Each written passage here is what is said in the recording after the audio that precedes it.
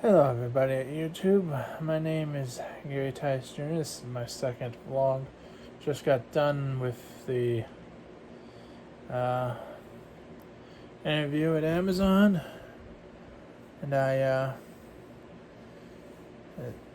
pretty much have that job pretty much. And all I have to do is pass a background check and a drug test. I can easily do that. But with this being my second video, you can tell I'm in a different place. I'm at home now. I'm relaxing and just watching some TV and getting ready to go to bed here. Seems like I'll be spending about an hour, maybe 2 hours a day trying to get to work now. I had to wait for the email for that. But yeah, I was going to talk some D&D and here show you that I am a dungeon master. I got my monster manual right here. And I run a game every Saturday from 1 to whenever. Usually it ends about 6. That's when I usually call it. But I have gone all the way up till like 8 p.m. Eastern time. You can tell I'm a bit tired because it's later on in the evening.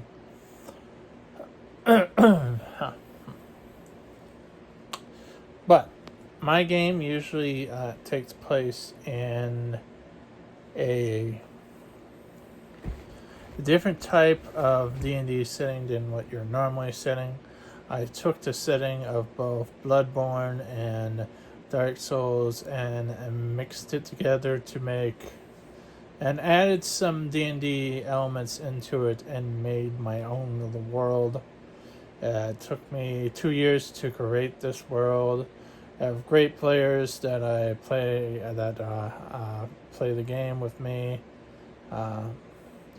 and we pretty much established them with a tavern. They have their own little flying ship at this point. So there's other aspects of the video games in this campaign. My campaign is basically a mix mash of video games that I pulled from. Asking a question: can I run a D&D game through a different game set? And the answer is yes. I actually had them go against Mata Ligarius, and as recently they fought Warnir, High Lord Warnir, last Saturday. So it's hard at some points. It's challenging. Challenging is the best word. As a Soulsborne player, if you can tell on my channel, if you take a look back at previous videos, I do have Bloodborne. I do talk about Dark Souls, and yeah, it's one of my favorite types of games, Soulsborne games. And I decided, you know what, I wanted to make this into a D&D campaign, and so I did. And it took me 2 years. The evolution of the campaign, how it started out, and I think I will discuss that from now on, of how I started with this campaign. The campaign that I, from infancy to up till now. And how it happened was I started out, I ran D&D for a local college for about 8 hours. And they had fun. Most of it is through, I did a session from a one-shot that was on the web. I brought some stuff in from Forgotten Realms, and then I just ran a little mini thing of some type of form of Resident Evil D&D for the final game of the night. Because I had a Resident Evil guy was dressed up as a Resident Evil player. I think he was dressed up of one of the special team units. And, I wanted to make it, fun for him as it was towards the end of the night. And then someone had the audacity to pull the fire alarm, which kind of, messed up the rest of the evening. But after doing that, and I was running games for family members, just little games for family members when they wanted to play. But after that, I thought, you know what? I want to make my own world. I want to make my own campaign. I want to make something mine. Make something of my own. Not get something off of the internet. Not get something from the bookshelf, which I can easily do. I can go to any Books A Million or any library and get a manual and run it like anyone else.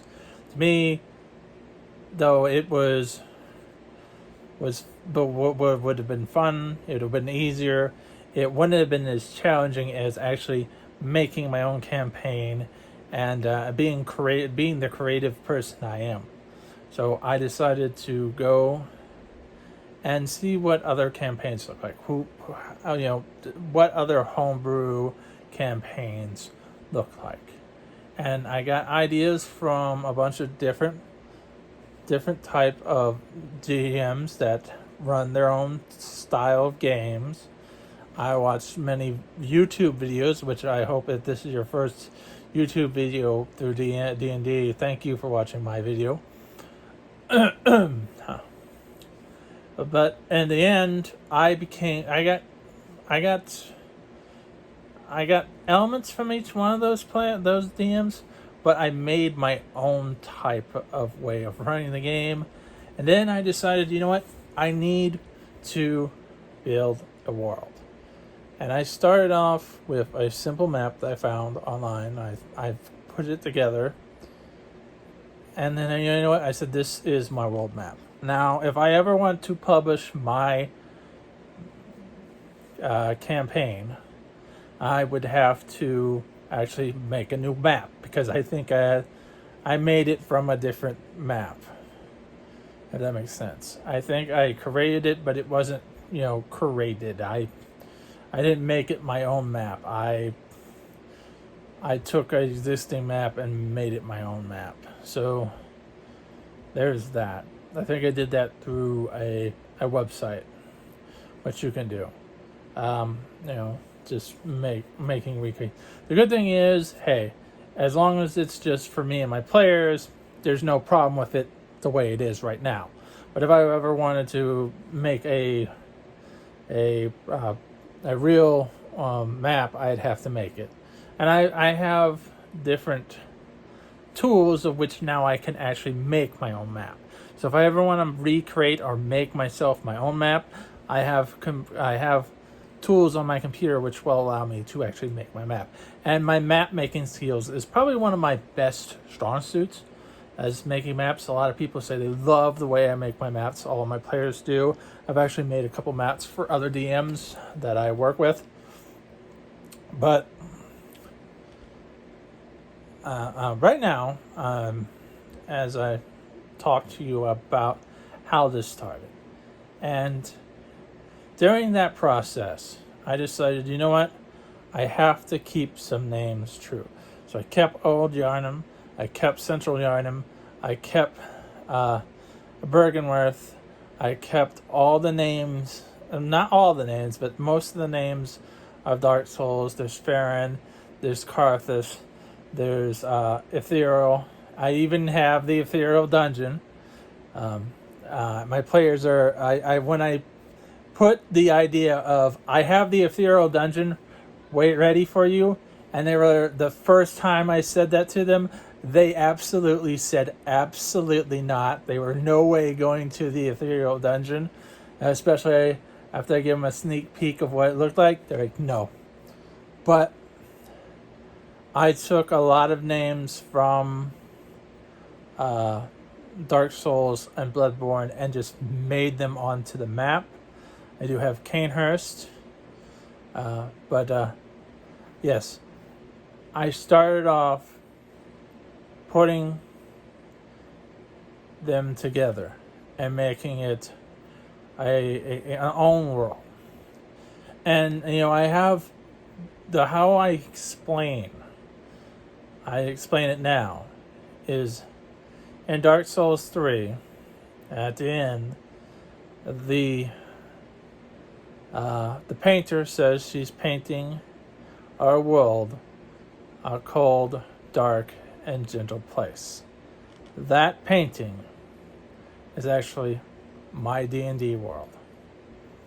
That's how I explain it. And tune in for tomorrow's video as I explain how the evolution of the name of my world started and is now Fiona. And I'll tell you that tomorrow, so stay tuned. Remember to like and subscribe, and I'll see you next time.